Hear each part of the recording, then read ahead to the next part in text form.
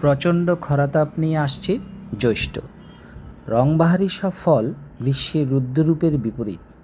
প্রকৃতির উষ্ণতা আর মানুষের পরিশ্রান্ত তৃষ্ণার্ত প্রাণকে জুড়িয়ে দিতে কদিন বাদেই আসছে চাপায়ে রাম ঈশ্বরদীর লিচু, জলডুগি আনারস, রসে টইটুম্বুর, তসে ভরপুর, রঙে মনোহরী দেখতে উর্বশী ফলের আসছে মৌসুমে সবাইকে স্বাগতম।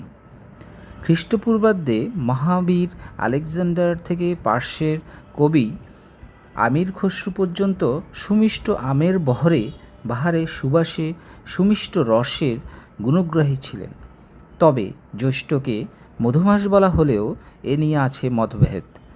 মাটির পৃথিবী থেকে জ্যৈষ্ঠকে দেখা যায় মহাশূন্যে। জ্যৈষ্ঠ একটি নক্ষত্রের নামও বটে। সকলকে জ্যৈষ্ঠ মাসের আমন্ত্রণ জানিয়ে আজকের এই ভিডিও শেষ করলাম। সবাই ভালো